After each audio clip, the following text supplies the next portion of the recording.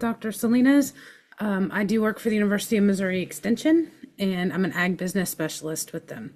And a lot of what I do is the economic work. I like playing around with numbers and understanding the profitability and what causes income and what messes with all our costs and how those things work out. I've been lucky enough to work with Dr. Yisu and Dr. Salinas on this research that we're sharing with you today. We did some surveys on what the producers are doing and how they're marketing their animals and their meat. And then we did some surveys on the consumers and how they're buying their meat and what they like. And that's what we get to share with you today. So I'm excited to share that with you.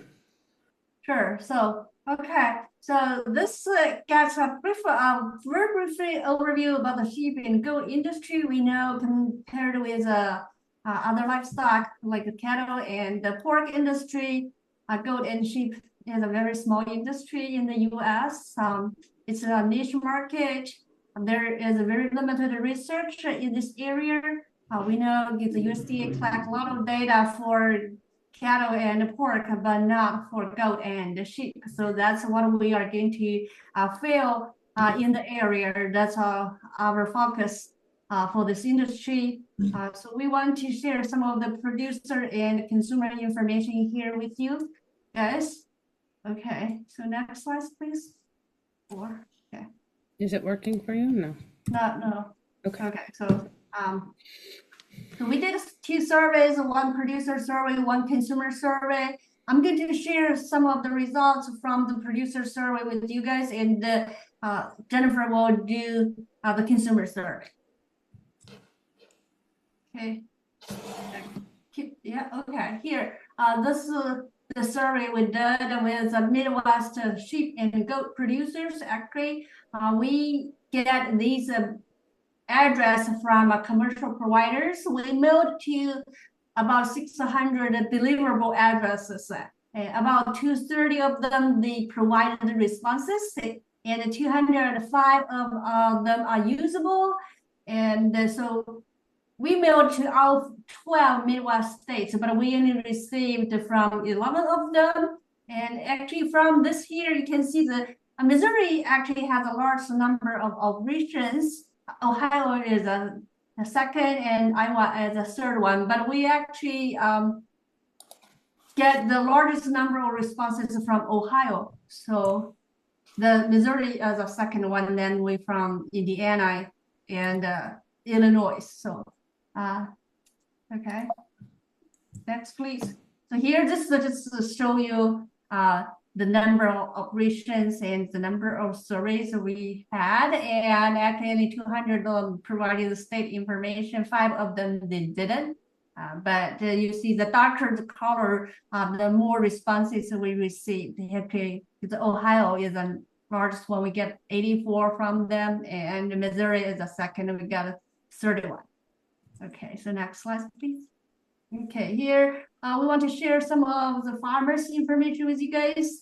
See from here, about a quarter of the producers, they are female, and the rest of them, they are male, very typical.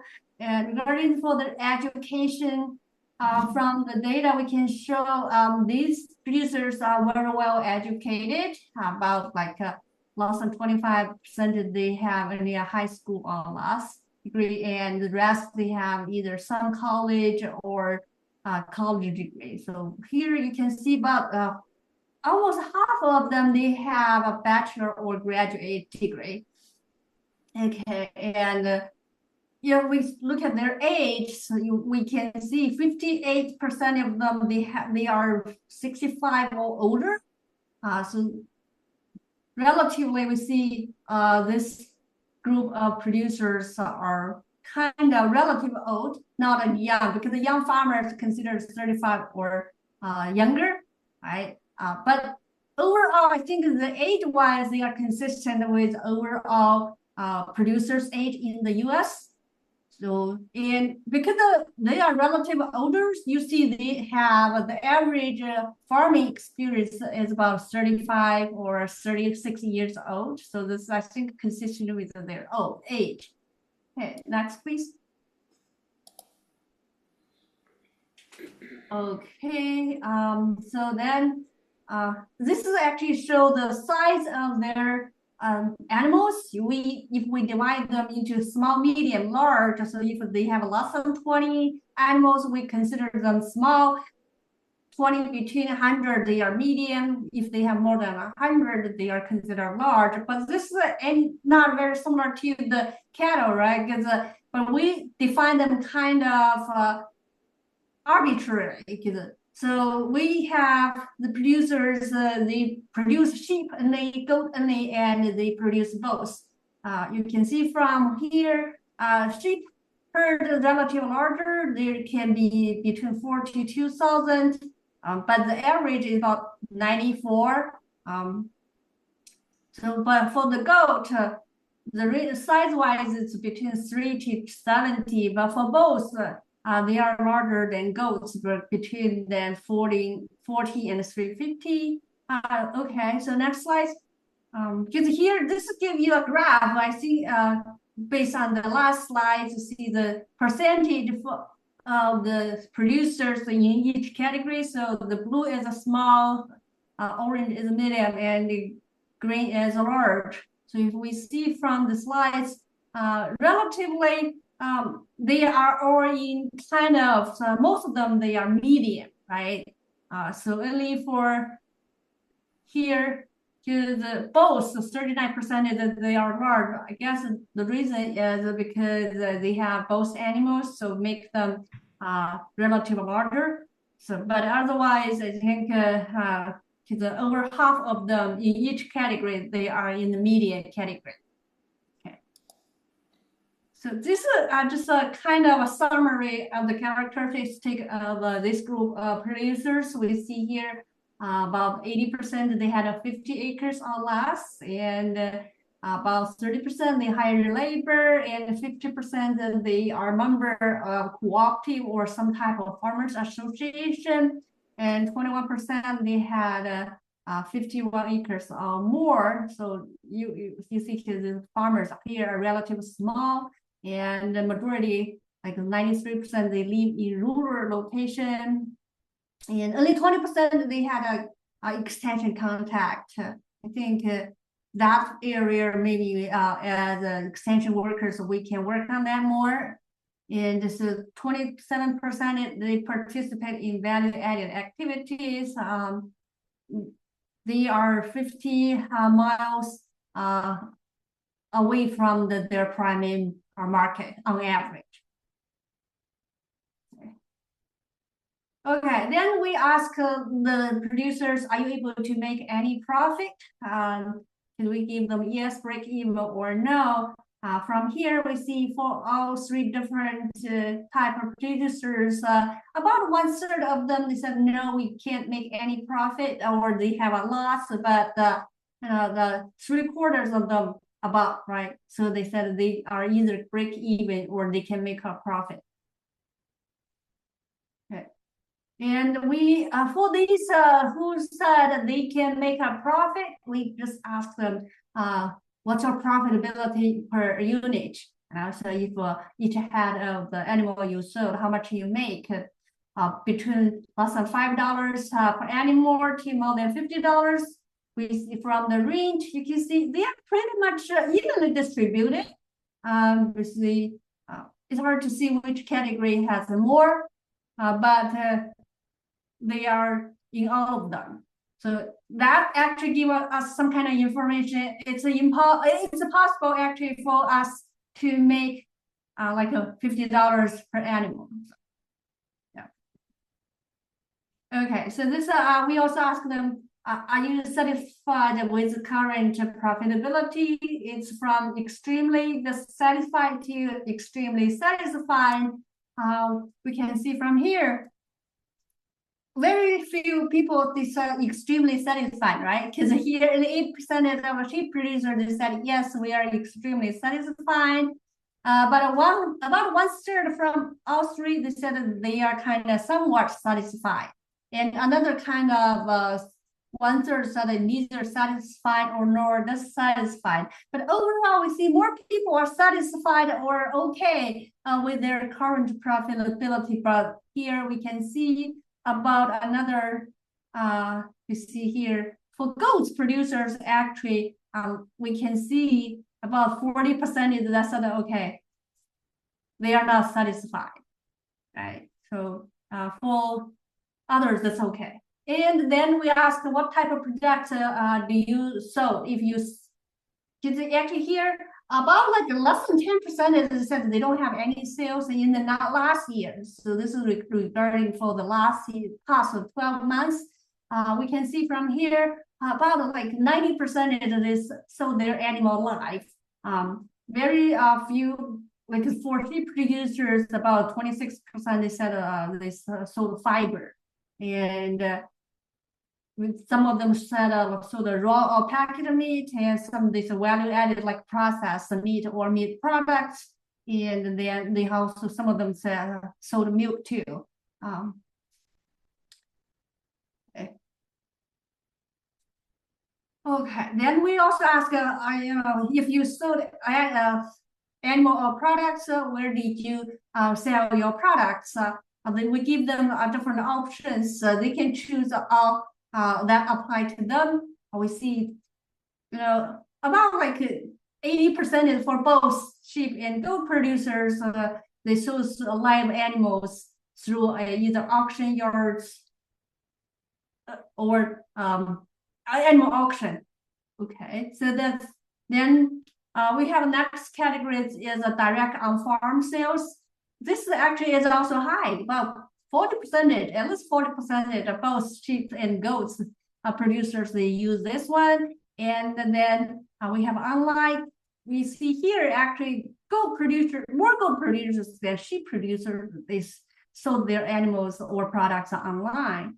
Then we have a wholesale farmers market, and actually sheep producers also use the retailer or restaurants, but we can see because given the number of the producers we have, very few of them, maybe for like two producers maybe sold through restaurants, and like 3 or 4 they sold through retailers. So but no goats or goats producers actually sold through these 2 channels.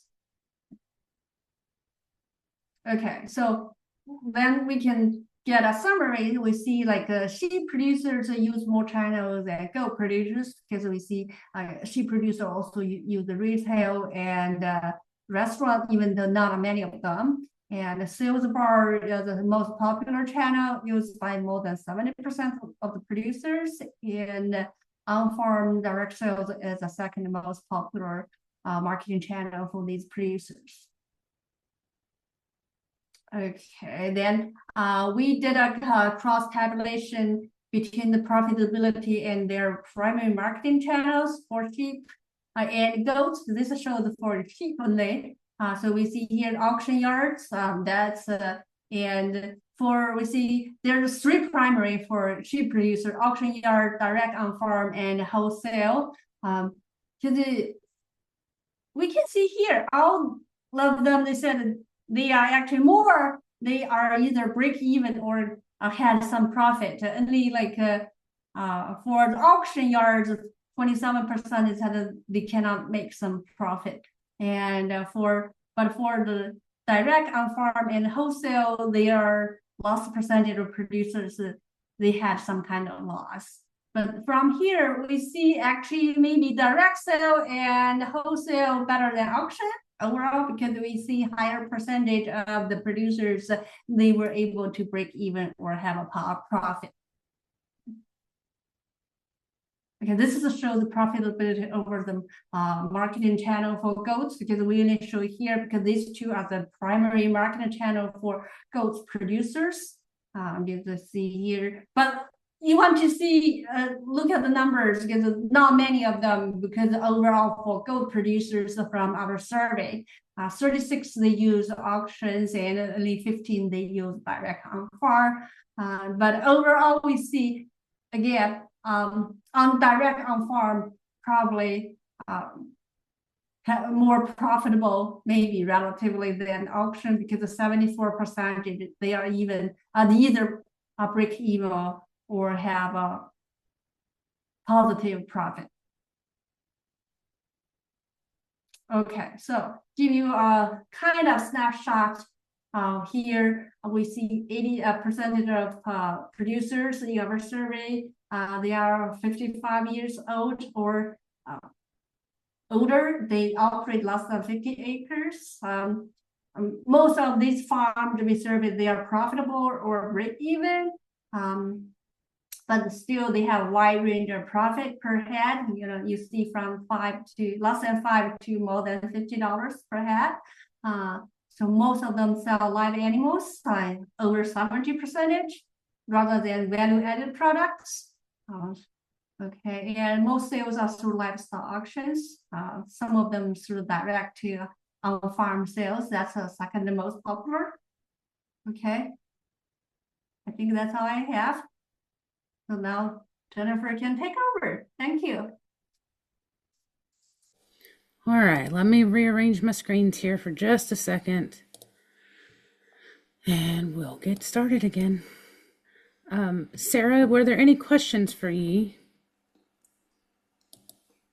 There was one question at the very beginning about finding previously recorded sessions. And so I wondered if this was a good time to kind of. Yeah, that'll be fine. We will record these sessions and post them to YouTube, usually a few days after they've occurred, just so we have time to kind of go through and edit them. And then there was another question in regards to the survey on what kind of data you guys gathered as far as how long they had been raising their sheep or goats and the average years they had been raising them. Yi? Actually, we did ask this question, but I don't have that data right now. We asked which year did you start with sheep and goat? But I don't have the data yet. I can share the data later if you want to know that and send me an email, or if Sarah can give me the person's contact information, I can email you for the data we have. Okay, thanks, Yi. Okay, so we'll move on to the next section about how consumers buy their sheep and goat meat. So we talked about the producers and what they're doing, and now we're going to look at the consumers. So what is it that they like? Where are they buying their meat? What is so important that they're willing to pay more for it? Because that's really the key that we want to tease out as producers. And so we'll step through this a little bit. Our first question is how frequently we'll split it up between the sheep and goats. I kind of like to keep them separate just because I get tongue-tied with lambs and does and kids and lamb. Yeah, see, I've already gotten tongue-tied. Anyways, I do want to say though that when we look at this, these results are based on the core lamb and goat meat consumers. Okay, so these aren't the curious consumers. These are the consumers that we filtered out and have you bought sheep and goat meat in the last 3 months. And if they said yes, they went on further with the survey. So that's kind of how these are teased out and why you're going to see a lot higher percentages than in maybe some general consumer studies where we also have the I didn't buy goat. So how frequently do you purchase lamb meat? 70% purchased at least once a week, 26% once a month, and less than once a month was at 3%. When we look at purchase frequency, I've broken this out by age group because I was curious to see how this played out. And quite curiously, our younger age groups are actually purchasing more often than our older age groups. You can see that our Gen Zs, which is roughly less than they were born after 1995, they're approaching almost 80% responded with at least once a week. Versus our baby boomers, you know, our older generation here, about 60%. Can't push my keys. Okay. And so if we move on to where did you buy per lamb meat, you can see that we're pretty evenly mixed between our farmers market, which was our largest, but direct from a farmer, a butcher, a grocery store, 10% from a restaurant, and 1% other. And when we kind of figure out the top 3 selections based on age group, Across all age groups, the top number one selection was farmers markets. Our older generation is going straight to the butcher, while our younger generations are getting it direct from the farmer or grocery stores as their second top place. And then our third top place, our older generation is getting it from the restaurant, and our youngest is direct from the farmer. But you can kind of see how these play out a little bit. But I thought it was interesting that number one across the board was from the farmer's market on our lamb meat. We did ask our non-buyers, why didn't you buy? And so they got to pick their top three choices with this question. And you can see that the number one barrier was not available or too expensive. It's not unrealistic to think it's too expensive for our Gen Z, as they are our youngest generation and they're not really in the prime earning years of their life yet. But even for our older generations, it's too expensive. We do get a do not like the taste in here a little bit and a never eaten before in here a little bit on the ones that didn't buy. And so one more question here to show you. We also asked what their top importance factors are, and across all four generations, the top 1, 2, and 3 were the same, and it was taste, quantity or weight, and safety. So they all had the same values, even if they weren't buying their meat at the same place. They all had the same values across the board. So now as we switch into goat meat, how frequently do you purchase your goat meat? Of these respondents, remember, these are not our curious customers. These are ones that are saying they've bought in the last 3 months. 66% said once a week and 32% said once a month. We break that down across generations and we see the exact opposite that we did in our lamb. And so our older generations are really buying goat meat more often, and our younger generations are buying it less often compared to on that once a week. Where are they purchasing? This is a little different too. So farmers market is not our first here. Our meat store actually is our top place. But you can see that our meat store and our farmers market are pretty similar. And then from there, direct from the farmer or the butcher are fairly similar. 10% from the grocery store, and actually a little higher than on our lamb. Our goat meat is a little higher at the restaurant than our lamb was.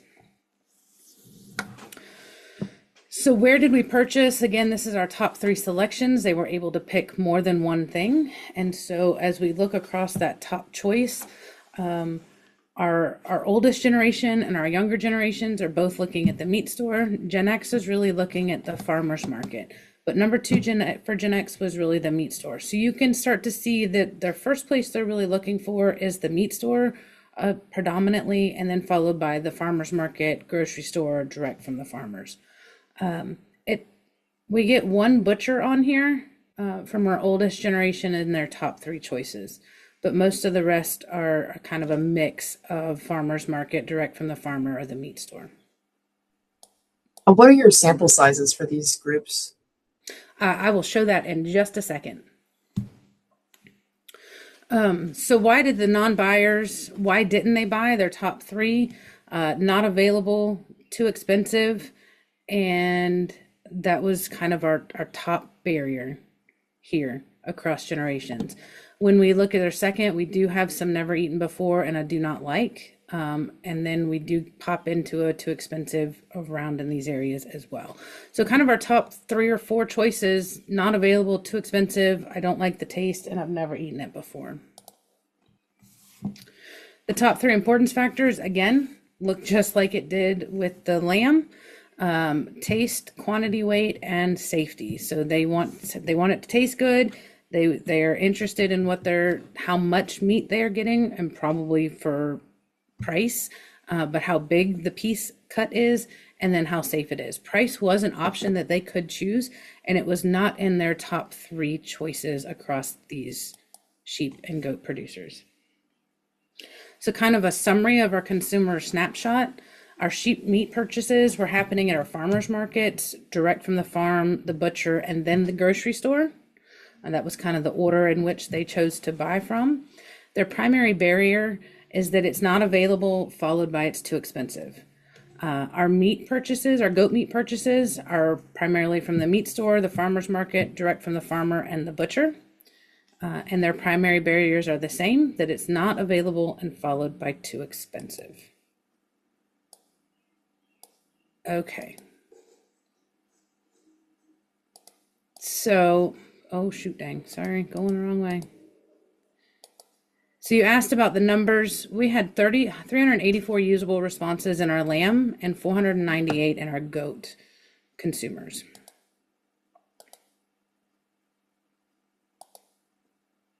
Did you have other questions as they related to that introductory data? Yeah, there was a couple more. After I asked the sample sizes one, someone was curious about the difference between a meat store and a butcher. Okay, so the butcher would be going straight into, they could be the same, they could be different, right? And it could be that you're walking into a butcher shop that also has a retail store that sells meat. But there are a lot of meat stores that aren't butchers, so they're buying cuts and they're just reselling meat. Did you quantify the volume of purchases? Like some people might buy in larger quantities, so they're buying it less often than someone We buying smaller. we did not in this one. Okay. And then the last one was, what does safety mean here? So that was up to them to decide what safety means, right? We gave them some choices on words kind of here, and that was up to them to decide whether or not they thought the product felt safe to them. That's all of them so far. All right. So we'll step into the willingness to pay analysis. So that was just kind of summarizing who our customers were and where they were buying from.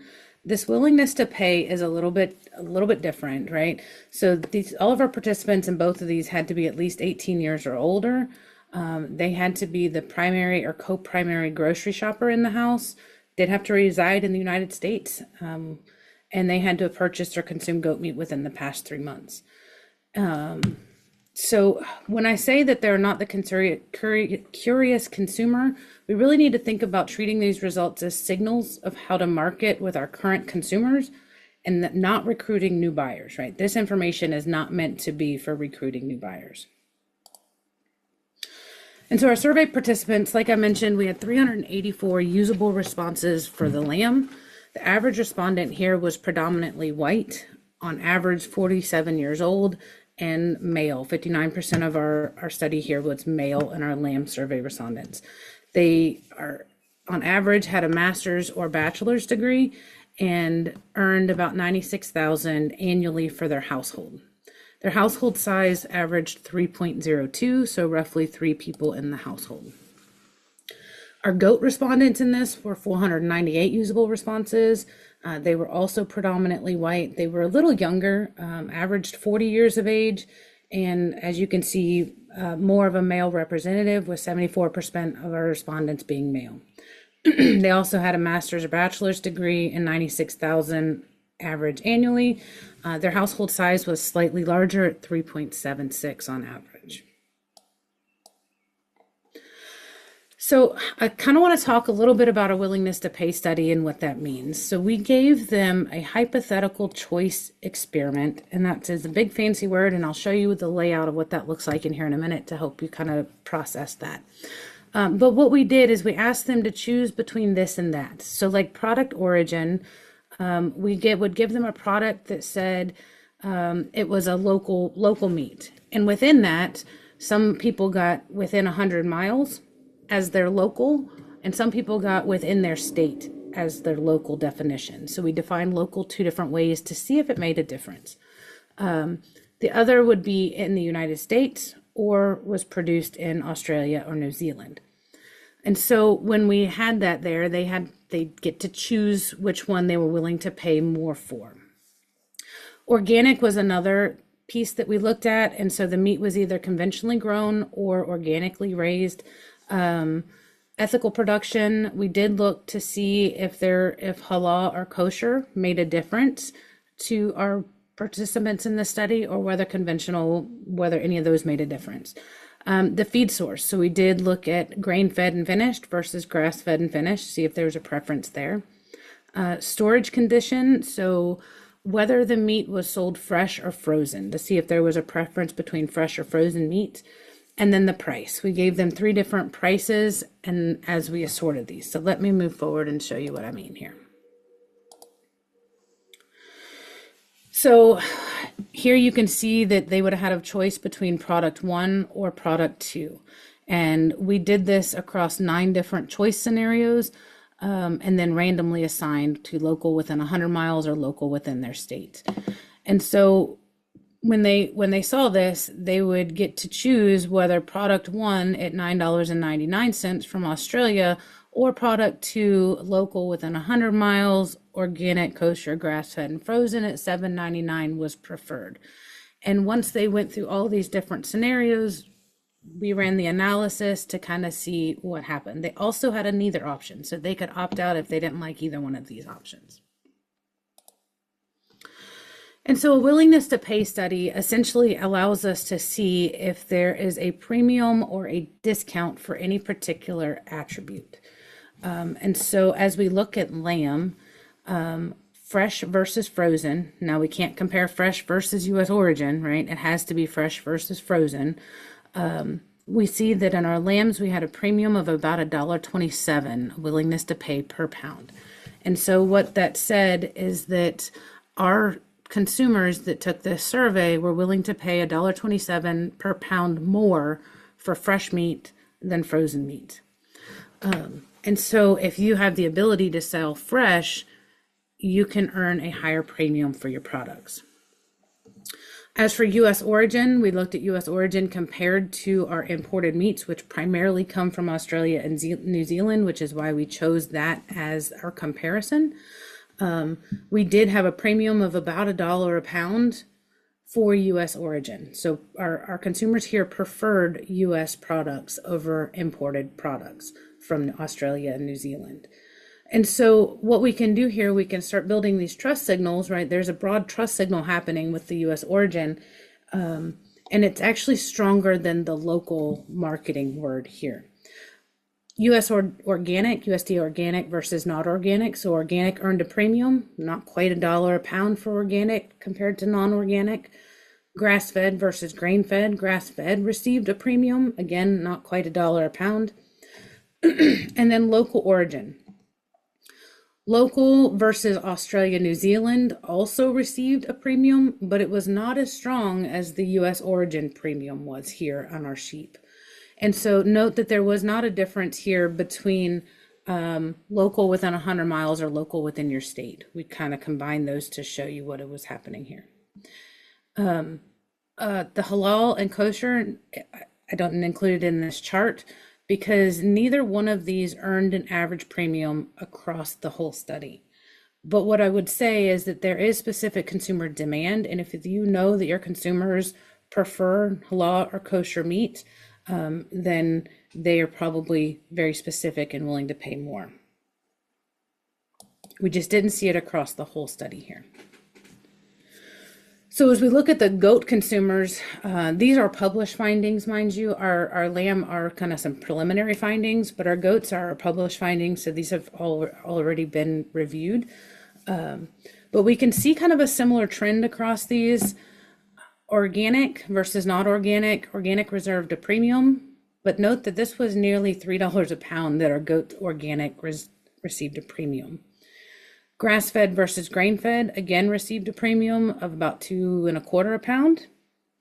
Frozen, so this was a little bit different in how we looked at this study. So frozen versus fresh. So frozen actually received a discount of about $3 a pound. You can invert that a little bit too and say that fresh would receive a premium, right? But frozen was discounted compared to fresh. We looked at this one a little differently than we did on our sheep as well. So imported from Australia, New Zealand versus local. Imported was discounted $2.79. So they preferred local over Australia, but local within 100 miles versus or local, regardless of how we categorized it within 100 miles or the state versus the US, there was essentially no different, right? And so what you could say here is that imported versus the US, or sorry, local US versus imported would have received a premium as well. You can invert that thought process. Again, halal and kosher did not earn any price premiums. Kosher was neutral to negative depending on the framing. And so treat these tools where your customers demand the insurance, right? Treat them as tools when your customers demand the assurance of having halal or kosher meats. So I'd like to take a minute to throw a little bit of market context around this. This is kind of where I love to incorporate the supply and demand part of this. And so as you're looking at this chart shows our sheep meat supply from 2015 to 2024. The dark blue down here is essentially domestic meat production, and the light blue is our imports. And roughly 70% of 2024's total marketable sheep meat were imported. And so the reason that we used Australia and New Zealand is because nearly probably 95 to 97% of our imported meats come from Australia or New Zealand. So that's why we use that as our target in our survey. I do want to note that we've had 11% decrease in U.S. production over the last 10 years of this, and almost 70% increase in our imported meats, sheep meats, over the same time period. If we look at the U.S. goat meat supply, it looks fairly similar. We could see that we supported in 2024 we produced about 30% of our domestic supply, and 70% was imported. One thing that I will say about goat meat that is slightly different than our sheep meat is that we sell a lot more goats direct, where people butcher them themselves. And so our USDA data doesn't always collect all of the goats that are processed at home in this study. So this could be slightly higher, but this is every animal that is run through any butcher shop that reports in through the USDA, whether it was butchered under inspection or not. We did actually see an increase in our goat production from 2015 to 2024, but also an increase in our imported meats. Again, most of our imported goat meat also comes from Australia. Note these couple of major downturns that happened. In 2020, this was a supply chain disruption due to COVID. And in 2023, anytime Australia has any droughts or any issues in their weather, they can see some downturn. You can kind of see where we jump around just a little bit. But in 2023, something actually fairly unique happened. China increased their imports from Australia, and because China's demand, they were willing to pay more than what we were, they got the products and we didn't. So that's why this downturned, is because Australia sent more product to China than they did to the United States. So a quick snapshot of our U.S. supply: 70% roughly of the lamb and goat meat is imported. The imports typically consist of frozen commodity cuts from Australia or New Zealand.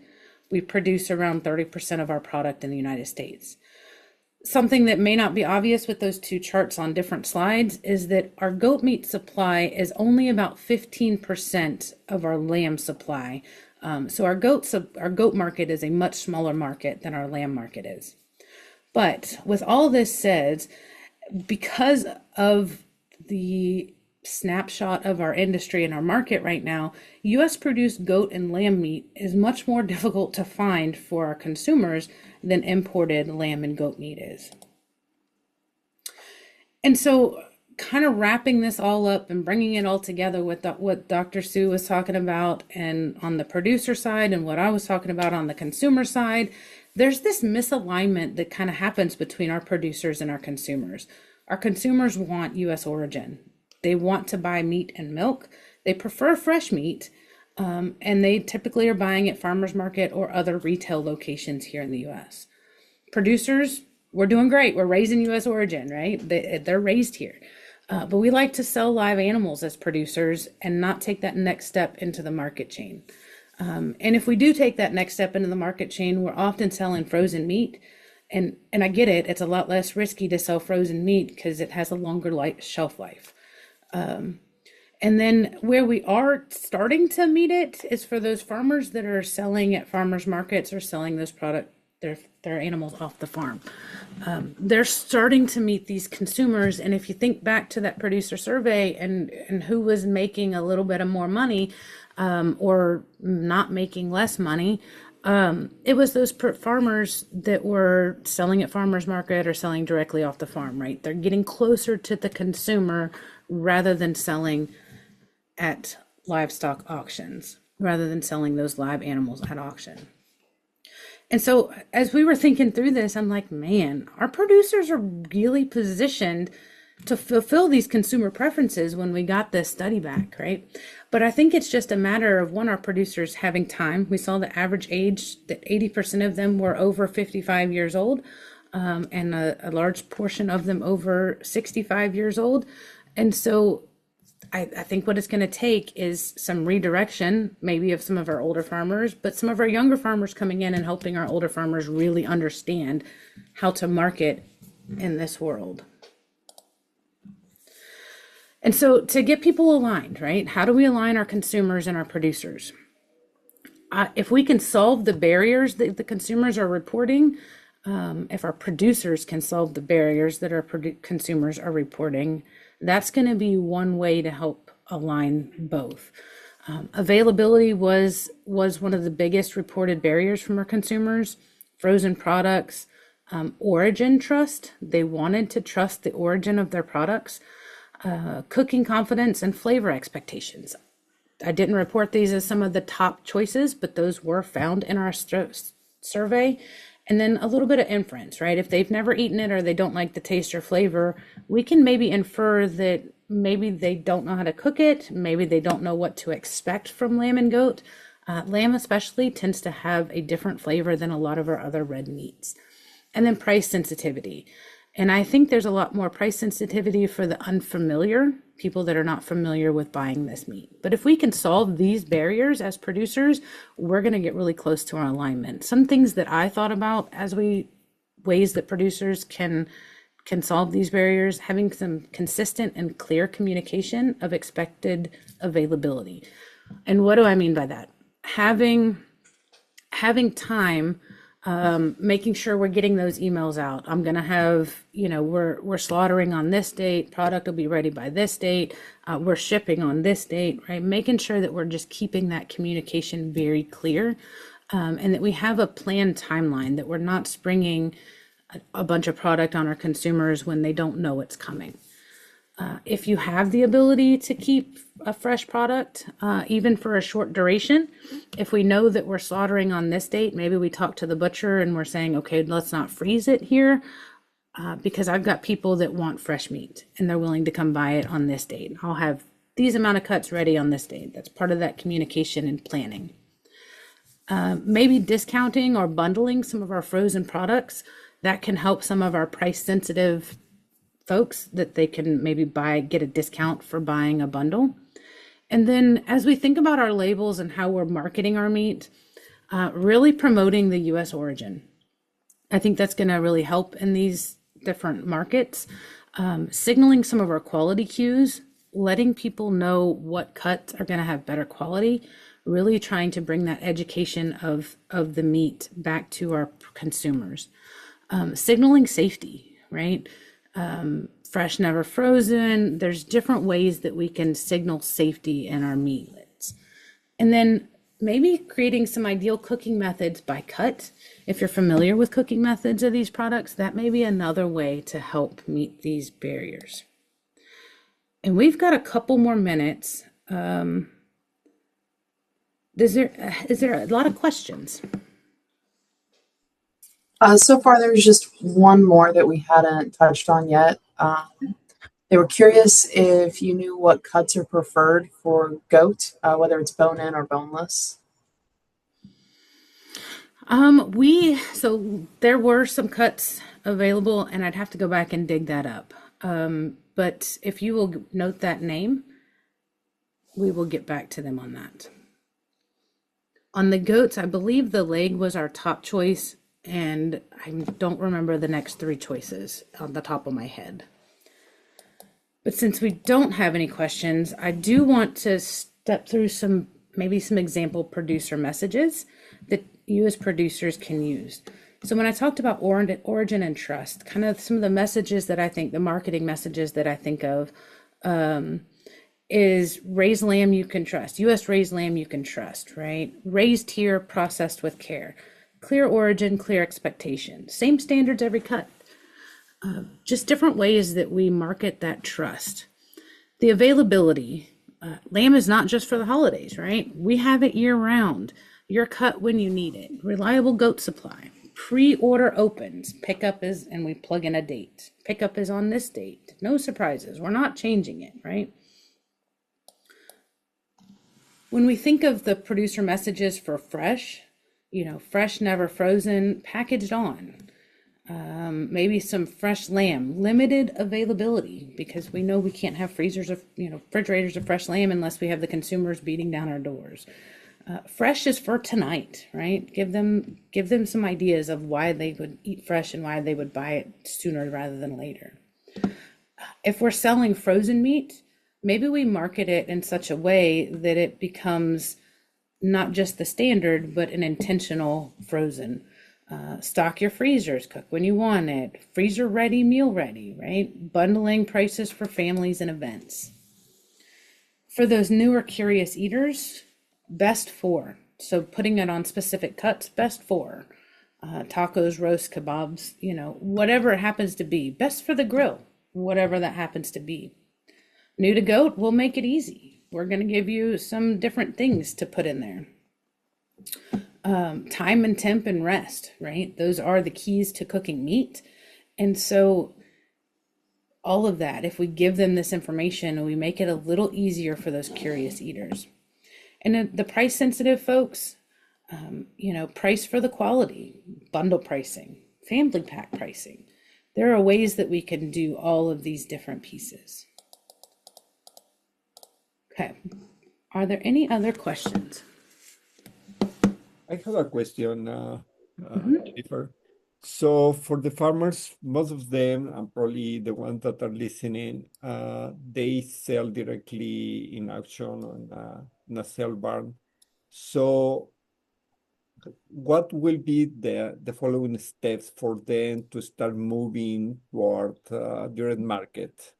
Like contacting slaughterhouse, inspector slaughterhouse, butchering, probably start selling in their farm, or like So to look for a farmer I market. always say that probably a good place to start is exploring the market and understanding the market, right?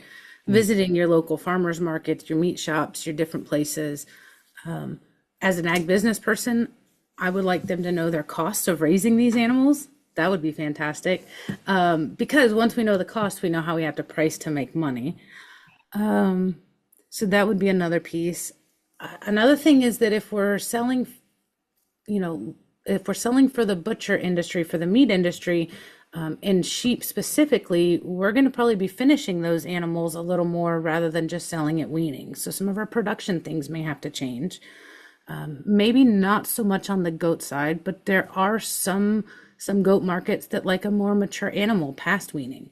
And so understanding who your customer you're targeting is and what their preferences are is part of it, which is why we've done this. But the next step I would say would be finding those local butchers that will process sheep and goats. Does have to be under inspection if we're going to sell meat, whether that's state inspection or federal inspection. Calling us at Extension, asking us lots of questions, that's another step. I was thinking about those graphs that you have presented in other talks about how the price moving in the actions is more expensive during the winter, late winter, early spring, for animals that are 2-3 months old, lambs and goats. But to have the animals in that age, that weight during that time, that mean that you need to be breeding them in fall, to be breeding them during spring, and to have the kidding or the lambing and during the fall. So that means that you had to change a lot about the reproduction. So, but if you change the marketing instead of, for example, if you are having your lambing, your kidding during spring, but instead of going to direct, I mean, to auction, you go to direct market, so you will be probably getting a better price in that season of the year. So instead of changing the reproduction, breeding, and everything, just say, okay, instead of going to auction, I will be just selling the meat directly, or I can be like a frozen meat, okay, and I can be keeping them. So what do you think about that strategy? So yes, I think that would work, but But yeah, but I like that but okay. so the only thing else I would say about that is that if we're going to get in the market of selling meat direct to consumers, we want to be a reliable source of meat for our consumers. We can't be sporadic about it. And so with that in mind, if we stay with just a traditional production system, we need to maybe time our slaughter throughout the year so that we have a steady supply of meat to sell our customers all year long. So That would be my consideration there. yeah, How do we make sure we have supply all year long? yeah, I have gotten some land meat here in Missouri, and also got meat, and most of them is frozen meat. I mean, they have all this cut frozen, Mhm. and they are selling at the farm market or in their online store, so you can get from them. But it's not like a fresh. And I know that a lot of Indian people and Nepali people and Hispanic, they like pretty much fresh meat, okay? But it's not easy to get. And especially goat meat, they prefer a lot of goat meat. So I think there is a lot of opportunities, but also a lot of regulations. So yeah, do you want to talk a little bit about regulations, how they can go through? Oh, a little bit about regulations, Homero. Is that a possibility? Okay, well, we are offering a book, the booklet that we wrote it. A book. Yeah, well, it's kind of book, a short book. So for those one that finish all the five talks, even if you cannot one of those, you can go to the YouTube channel that will be telling later on which playlist is, and we are going to send in for free this book where there is a lot of regulations over there, all the things here in Missouri, but I think will be very similar in other places, at least for you to start looking for. So, but how is possible for a person to start selling like to to start selling cuts in a farmer market? So can they go for a butchering and to ask for these cuts over there? So there's And there's a couple they, things. And Missouri is a little different. Missouri's a little bit of the Wild West. And so in order to sell meat anywhere in Missouri, it has to be butchered under state inspection or federal inspection. Okay. So I can't butcher meat at my home and then turn around and sell it for sheep and goats. However, if I wanted to take it to a farmer's market, not only would that meat have to be butchered under inspection, I would also have to visit the local health department in whatever county I'm selling in and ensure that they are okay with me selling my meat. I will probably need a meat handler's license through the USDA. I believe you can also get that through our Missouri state meat and poultry inspection folks. And you will have to do that at the local health department piece. You will have to see if they have any other rules and regulations that you have to follow, because each county in Missouri gets to make their own rules and regulations above and beyond what the state might have, right? And so that becomes fun. So if we sell in 3 different counties, we got to meet potentially 3 different county health departments' rules and regulations. Most of that with meat is being that it's packaged, it's labeled with a weight, it has that state inspection or federal inspection mark on it, and we're maintaining the temperatures on it. So if it's fresh meat, maintaining that cool temperature. If it's frozen meat, maintaining it frozen while we're at the market. No, it's allowed for you that you have a farm and you have animals to sell alive animals, and the people come to your farm and slaughter by themselves over there and take the meat. That would be a great question for the Missouri Meat and Poultry Inspection folks. There is some gray area there, and I don't know how far they're willing to let it go. Okay. I have heard that you can do that, but even you cannot lend knives, anything. So they had to bring everything. Yeah. But I mean, you had to go to questions to question everything. Yeah. But I mean, this is only to break the square box, okay, the black box, and just to start to questioning and just pushing. And even all these regulations have been brought by the big companies. So it's like before there were many slaughterhouses that were much easier. Like I just hear from other producers, they say, I remember 50 years ago that was so easy to get meat, okay? And but all these regulations are because somebody has been pushing all the regulations and say, okay, there are regulations, Or but somebody got sick. the regulation can be changed also. I mean, yeah. Or somebody got sick, right? Yeah, They generally make rules for the extremes, yeah, right? For the exceptions. I know. So there's a question here about providing live lambs to a local market. So why are we thinking that they have to be 7 months old? Can you elaborate on that? We are at time though, so if anybody wants to jump off, I think we're just chatting for just a couple more minutes, but so, and private processing. Now, on the on-farm slaughter part of it, so there is an exemption to the rules that states that we are allowed to slaughter and process our own animals, right? So I can slaughter and process my own animals for my own consumption. And so once I go out and buy an animal, if I were to bring it home, I could slaughter that. The hitch comes in as a farmer letting somebody else slaughter on my property, giving them space, giving them tools, giving them anything, because then I'm operating in a custom exempt world, and that's different. I'm providing a service to somebody else in order for them to slaughter their own animals.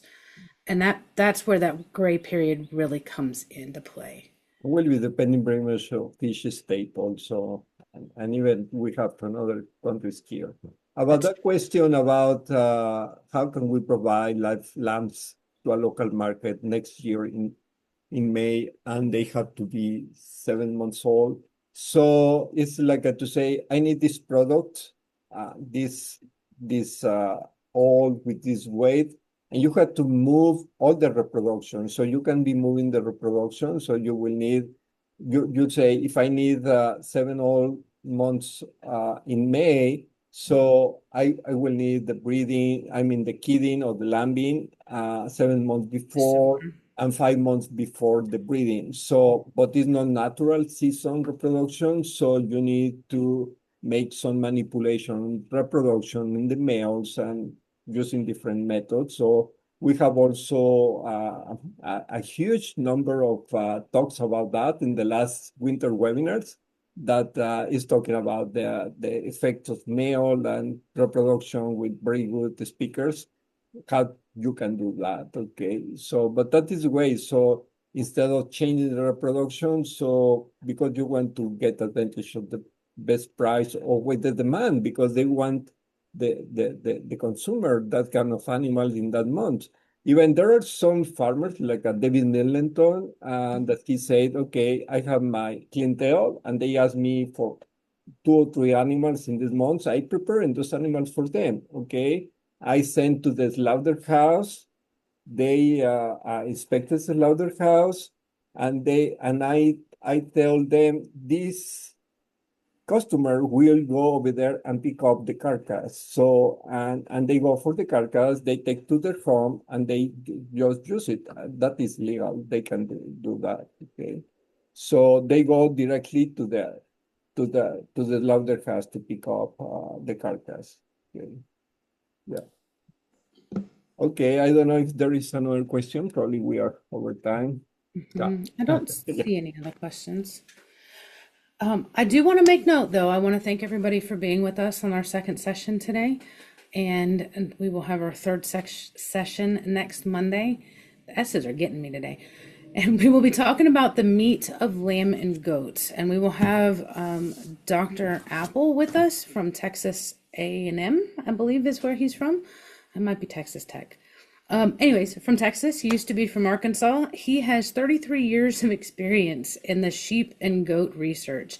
And a lot of that revolves around the meat of the lamb and goat. And so he's going to bring us some interesting tidbits and data and things he's learned over the last 30 years next week to share with you.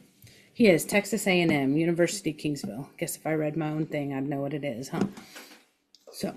So I look forward to you all seeing you again next week. Okay.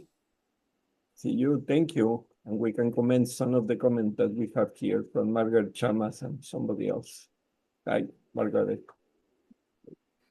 Bye, guys. Thank you all.